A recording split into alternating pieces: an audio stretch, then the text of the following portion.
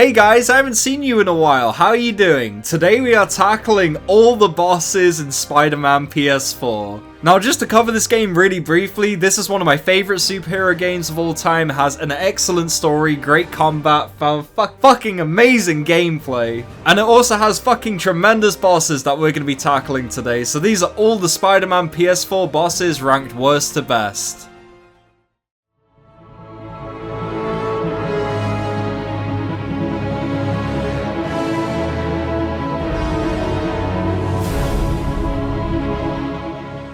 Coming in at last place, we have Sable, and I'm just gonna say this right now, this lady gave me more trouble than any other boss in this game, and it wasn't even close. I'm serious, guys, my death counter was probably around the fucking 15 mark, because this lady is absolutely relentless. Now, the reason she's at last place is because I honestly think this boss is kind of fucky. I think her hitboxes are way too jank and reminded me way too much of Dark Souls 2. Honestly, it just makes no sense to me why she's this strong, why she does this much damage, and why she has this much health. Also, the whole story explanation for this fight is just quite frankly really obnoxious and makes absolutely no sense considering we literally became friends at the end of the game. Like, why do you even want to kill me? Explain! But to wrap up my thoughts in two very brief sentences, this fight is just way too obnoxious and it just doesn't really make any sense.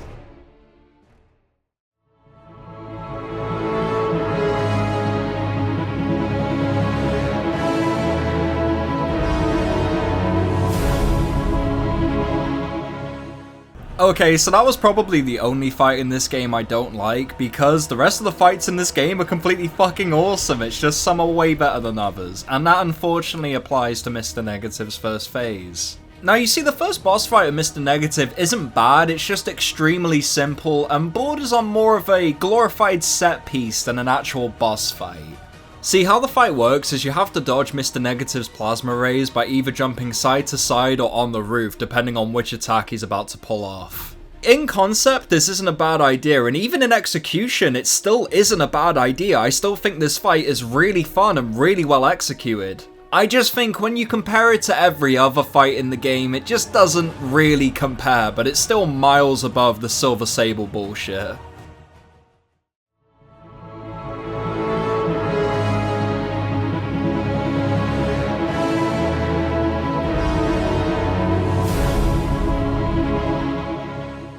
Oh, Kingpin, Filson Whisk, Willy, all the fucking funny names Spider-Man called you throughout the runtime. God damn, I love this fucking fat lunatic.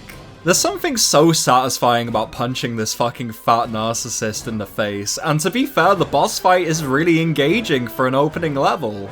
See, Wilson Fisk has a variety of light and heavy attacks to keep you on edge, and even some AoE attacks that will really fuck you up if you aren't paying attention.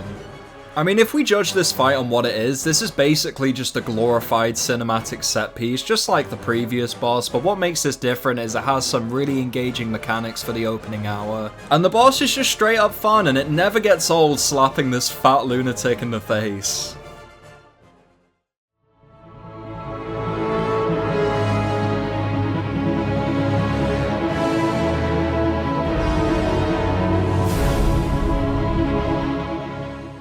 Okay, so this is a great improvement in the right direction, because Shocker is actually the first boss in this game that will really give you a hard time. So do you guys remember Mr. Freeze from Batman Arkham Origins? Yeah, I didn't like that fight, and this fight is a great fucking improvement on that in every way. Because now, instead of gliding around the cryogenic chamber trying to fucking throw icicles at the dude, you're now swinging around a bank throwing rocks at Shocker when you get windows of opportunity to do so. Dude, I just can't, man. This fight is fun as fuck. I love it. I honestly can't really explain why it's so enjoyable, because on surface level, this is a really simple encounter. But for some reason, I have way more fun with this fight than I probably should, and I cannot complain about that.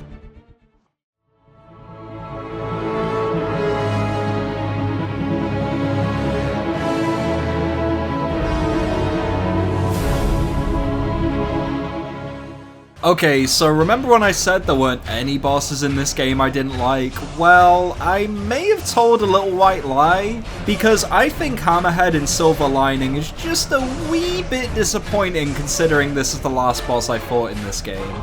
Now on the surface level, this fight is mechanically satisfying. There's loads of unique gimmicks that give this an edge over other boss fights. Like for example, sometimes Hammerhead will just occasionally deploy this shield which covers his entire body, and the only way to take it down is by throwing Silver Sable's bombs at him, which never gets old and it's actually really fun. I love this part of the fight.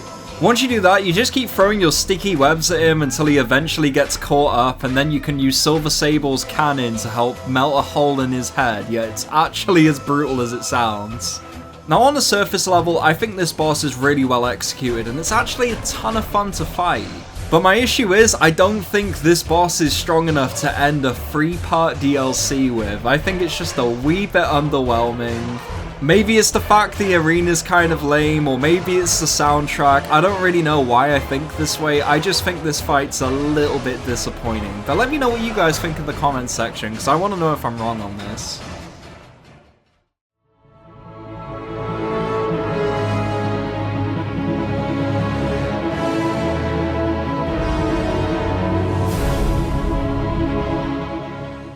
Now the reason Tombstone's this high is, quite frankly, because I love his side action. It is so fun, so engaging, and I really love the resolution of the fight and how Tombstone gets healed, and I love the way his character arc continues in the second game, even though I won't spoil that here. But even as a boss, he's just really fun to fight because he has a really fun moveset and the phases are actually really interesting and mix things up in a really fun way. For example, the first phase, Tombstone will have a hammer and he'll just fucking like smack you around. And in the second phase, he gets the ability to attack you from a close and range distance with his chain weapons. Some people might say this is quite a generous ranking, but honestly it's just such a fun and diverse encounter that I have no right ranking this any lower than it deserves to be.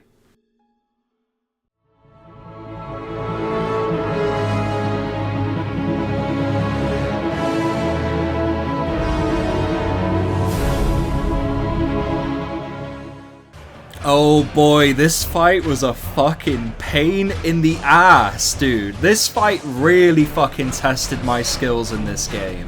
Because Hammerhead is straight up relentless and aggressive in a way you have not seen from any other enemy in this game so far. And all of this is done in a really fair and satisfying way, which didn't want to make me throw my fucking PS4 controller out the window. Honestly, dude, when I think of a boss that finishes a DLC, I think of something like this.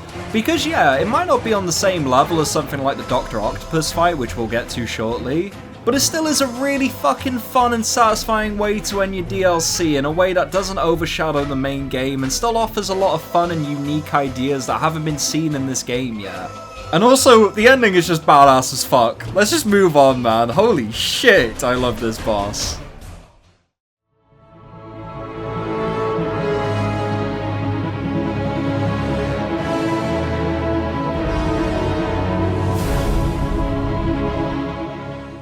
And the coolest boss in this game award goes to Taskmaster, because fuck dude, this fight is so fun. Like for example, Taskmaster uses different variations of Spider-Man's gadgets against him and even uses some of Spider-Man's takedowns against him, which is just so fun and faithful to the lore of the character. If I could critique anything about this boss, I think the arena you fight him on is a little bit lame. I mean, it's literally just a rooftop, but I guess it makes sense considering he kidnaps you, basically. But besides that one little nitpick, this has to be one of the most fun bosses in the entire game, and quite frankly, the entire Insomniac Spider-Man series.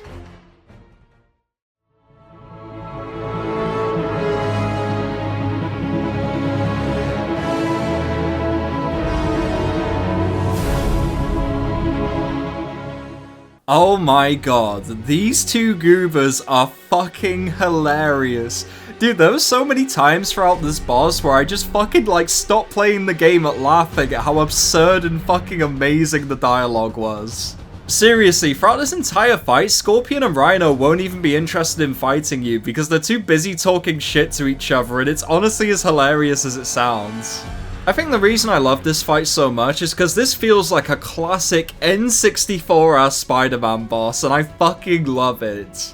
Because Rhino and Scorpion literally have 2 attacks each, and you can only defeat both of them in one way. With Rhino, you have to throw crates on him, and Scorpion, you just have to web him up and fuck him up when he's webbed up.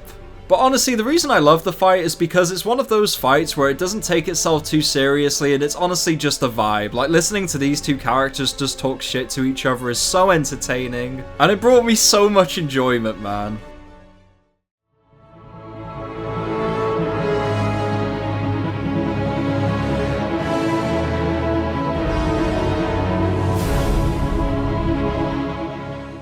Okay, so this one might piss people off a little bit, because Dr. Octopus is an amazing fight, but it's not as good as the following 2 entries, and I'll explain why. Now, this boss ticks a lot of boxes. For example, the arena is fucking incredible, the soundtrack is amazing, and this adaptation of Dr. Octopus is honestly one of the most faithful incarnations I've ever seen of the character. But my main issue with the fight is that it's just mechanically not really that interesting. Like, all you really do is you web him up, knock him down, and that's it, that's fucking it. Which, to be fair, Dr. Octopus has a series of phases which actually do mix things up in a really fun way. And the storytelling in this encounter is some of the best in the entire fucking industry, in my opinion. But if it was just a little bit more mechanically interesting, I think this could have been much higher. But honestly, 3rd place is still a good place. Please don't come after me in the comments. And at the end of the day, this is just my shitty opinion, dude, so don't take it too personally.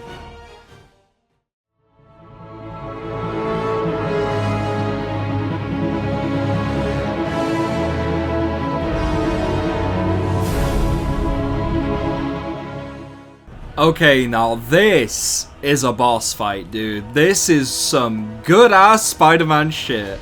Now, we've talked about mechanics a lot during this ranking, and I think it's greatly important to utilize them in a fight. And thankfully, Mr. Negative listened to my criticisms and implemented that into his own encounter. Because holy shit, dude, this fight has a lot of stuff in it. Now, see, Mr. Negative is a swords-based enemy, but he has a really cool twist to him. See, the solution with most of the bosses in this game is you kind of just web them up and do a finisher on them when they're vulnerable. But with Mr. Negative, you have to let him go on a fucking rampage, and once he's kind of all out of power and all out of negative energy, you then go in for the kill. What this does is it means you actually have to pay attention to his tells, and you have to be extra on alert, because you know you can't just attack this guy straight up. Now, all this madness will eventually culminate in a Scarecrow Arkham-ass boss fight for the 2nd phase. Because Mr. Negative will become a giant fucking demon and throw AoE spells at you and fucking projectiles and all kinds of bullshit you have to dodge. Now, this fight is honestly what I love in a boss fight. It has great arena design, great soundtrack, great character design. The stakes in the story are pretty high, and that adds a lot of intense elements to the encounter. And the overall resolution of the fight concludes in a really satisfying way that had me hooked from start to finish. I fucking love Mr. Negative.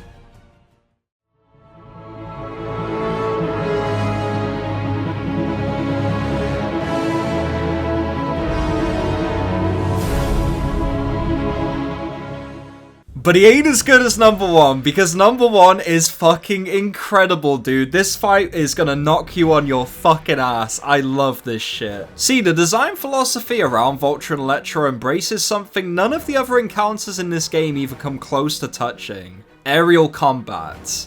And it is just as fun and just as web-swingy satisfying as it sounds. See, because throughout this entire encounter, you'll be swinging around this power plant, throwing Vulture's wings back at him and shooting Electro's generators. And see, this fight is challenging in a really unique way, because throughout this entire game, you haven't actually had to deal with aerial enemies before, apart from those Silver Sable fuckheads. But in this fight, you have to deal with 2 iconic Spidey villains and learn how to battle them both at the same time, while also navigating the arena. It's really fun.